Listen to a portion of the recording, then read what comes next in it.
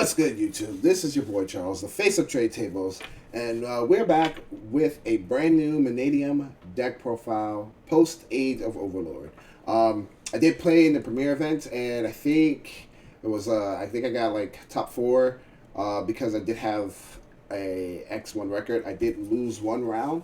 I literally lost that one round because of a just unfortunate brick, 2 games in a row. But otherwise, the deck performed extremely well. And I am really excited to showcase this deck for you guys. I am ready to basically take this deck to the next event, most likely. So, or a variant of this deck for the next event. We're not going to take too long because we have had our fair share of talk about Mannadium on this channel, and I am excited for this new list. So let's go ahead and get started. So now, of course, because of Age of Overlord, we got a couple different techs in the main board, and then some new techs in the extra deck. So starting off, of course, with the Mannadium engine. Of course, the star card of the deck is Mannadium Reinhardt. This card is now a 1-card combo in the deck, which is so nice. It's so good. I'm really happy about this, making this deck the absolute star card of the deck now.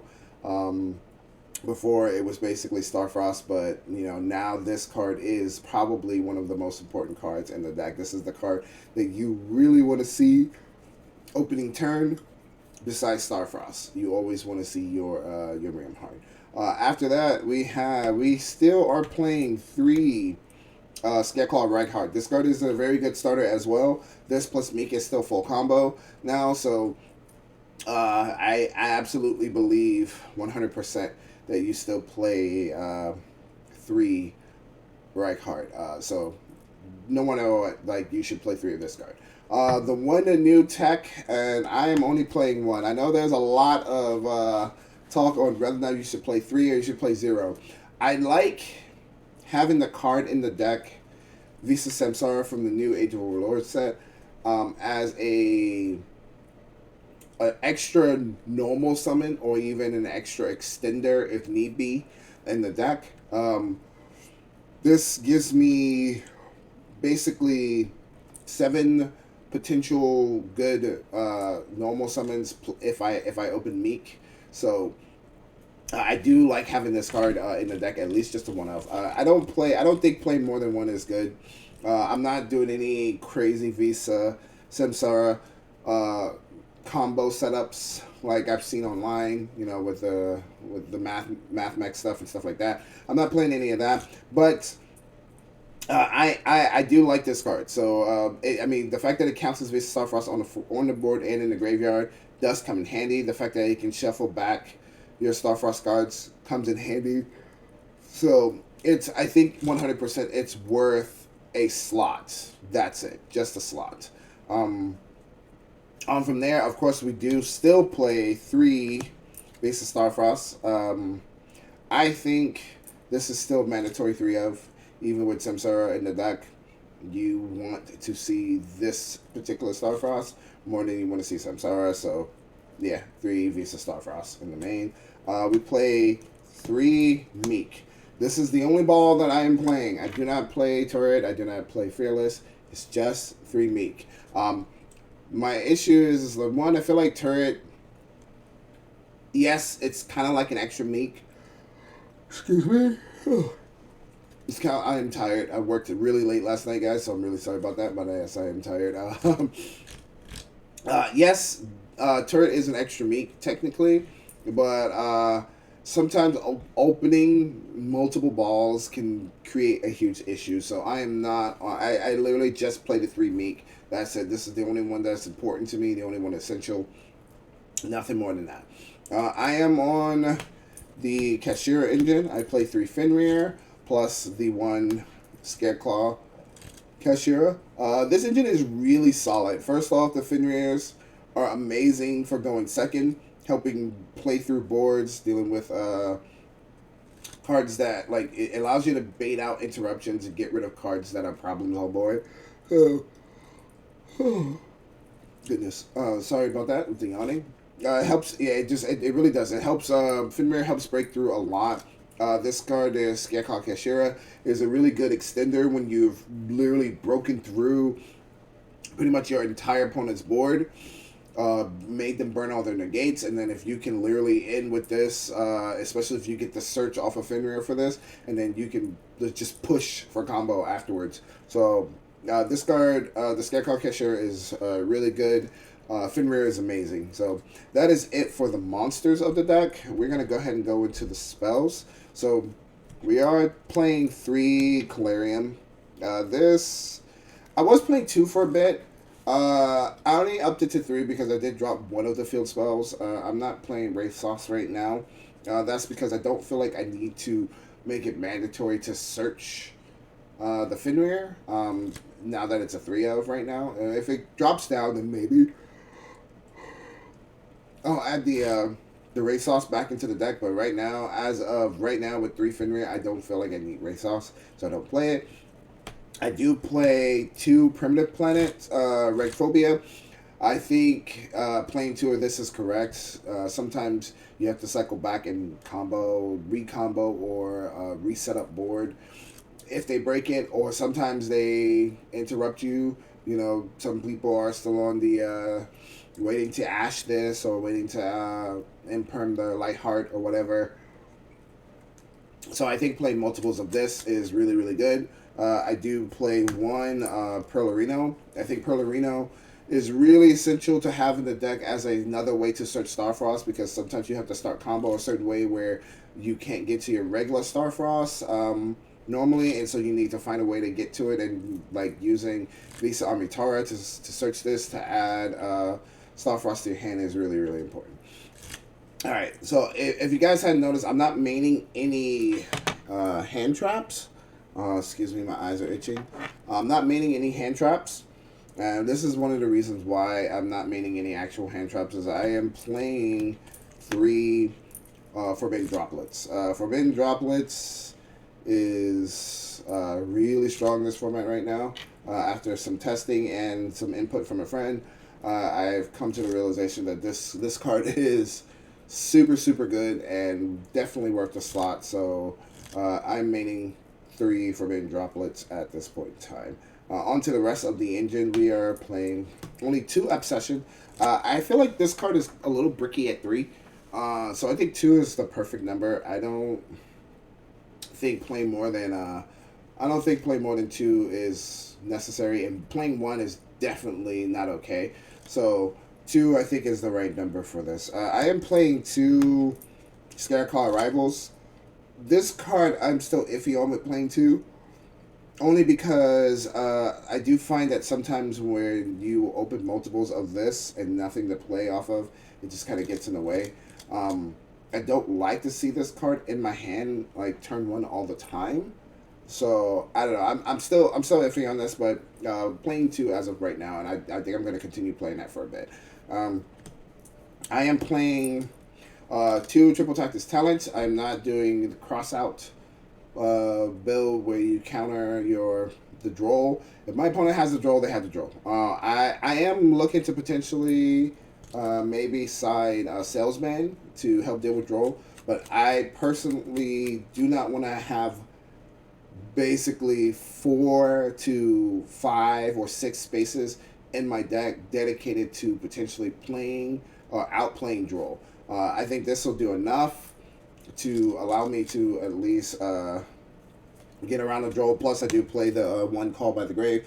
I think these 3 cards is enough to either play around or deal with the droll, and then just have the clap back on the next turn. So I am not playing the droll. I do play the 1 Terraforming and Rhoda. This is the new tech card I am playing. This card is actually pretty neat, and it comes in handy. It actually helps with crackback boards and stuff like that in certain situations. Is Synchro Rumble. I'm testing it. I'm not saying I'm going to continue keeping it in the deck, but it did come up for me once at the event. So for now, I think I'm going to continue playing it. There is a combo line that you can take with Samsara, and one of the reasons why I play this card, where this card will come up to help you finish making board. So after that, we play 3 imperms. I guess it's the only actual hand trap that I play in action for my opponent's turn. Otherwise, I don't play anything else. And we play the 1 reframing. That is it for the main board. On to the extra deck. We're not talking about the sideboard today. The sideboard is not going to be important because we're still working on the kinks of that. But the extra deck, I am actually like really enjoying right now. So of course we are playing 2 Light Hearts. I absolutely 100% agree that this is always should be played at 2 in your extra deck, guys. All you Mannadium players out there that's playing 1, I think you're wrong. 100%. You are wrong. Do not only play 1 of this card. This card right here. Oh, we got. Okay, click in there. This card right here is not a once per turn. If your opponent learns that you are on 1, this becomes a choke point in your deck. 100%. Do not play 1 because this card is not a once per turn. Allow them to try and go for the Lightheart, and you have options to get it off the board, resummon it back, make a second Lightheart, and get that search anyway. So do not only play 1, because if you do, yes, this card becomes a huge, like this effect, unless you draw the right phobia, this effect being negated becomes a choke point, big time. Alright? So, we do play the 1 cross sheet. I think this card is probably going to get bad, but this card is so good in this deck, it's ridiculous. As far as us, we are now playing a little more Link Monster, so we play an IP, and the reason why we are playing an IP, because we are also playing an SP. SP Little Knight, IP Masquerena. So, basically, in a sense, is what I'm, new board setups that I've been doing is ending with Apo, IP, Apo, Dissipator, Baron, plus Trap card set. Maybe I'll do a combo tutorial to guys to show you guys how that plays out. But we're doing that now and potentially setting up for an SP interruption on opponent's turn.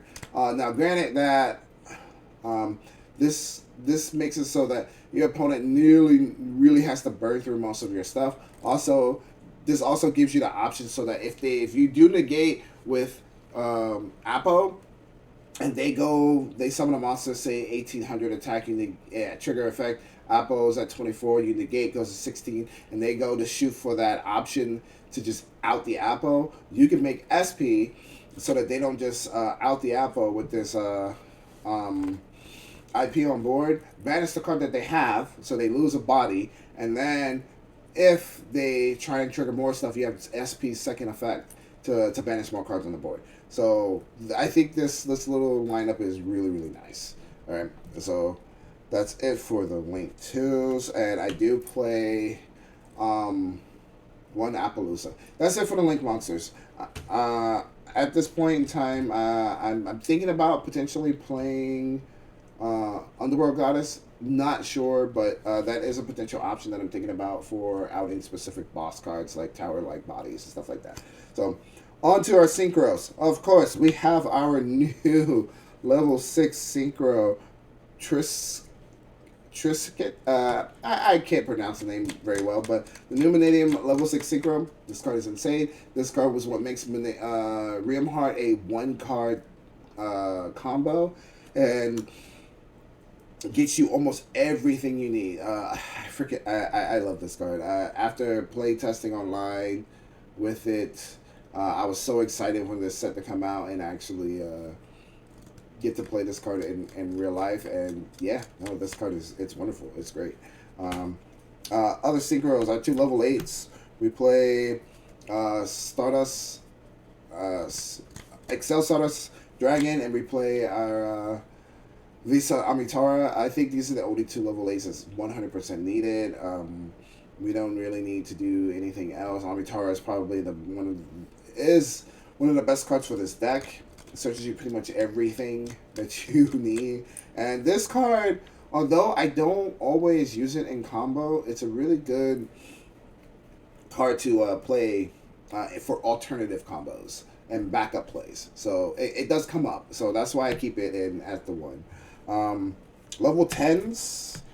I only play Baron and Dispater. I cut Chaos Angel. Once SP came out, I decided that I didn't really need the Chaos Angel anymore. So it's just Baron and Dispater for the level 10s.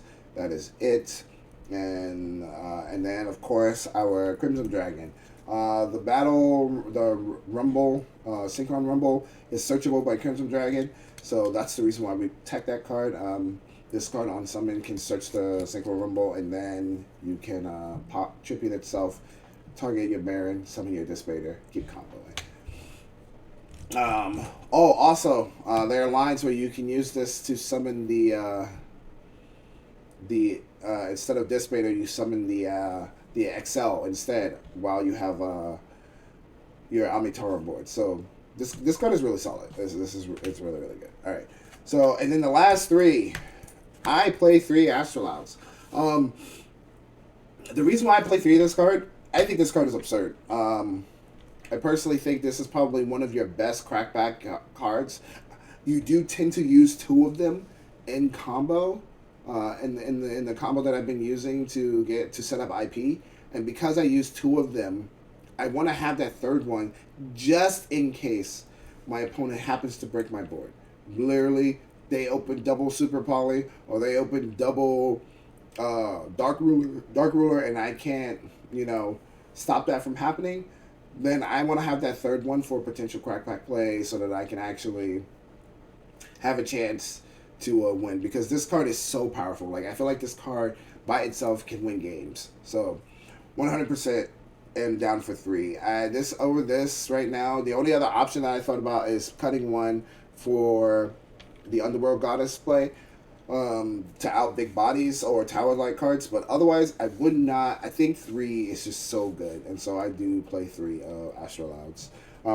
But yeah, that is it for the deck profile. We are going to be doing a lot more testing and a lot more playing with this deck. I'm preparing for regionals that's coming up in my area at the end of the month, and I'm hoping to do well. I'm actually planning to try and top again with Mannadium because I do love this deck very much. And all you other Mannadium players out there, I appreciate the support that you have given me in the past on this, and if you please like and subscribe to this channel if you like this content. I am trying to grow this channel. We are currently at about 175 subscribers, and we're looking to get to that 1,000 mark. So first, let's make a small milestone first. First breaking 200, and then shooting for 500 here in the next couple months. All right, guys. This is your boy, the face of Charles, the face of Trade Tables, signing out. Peace.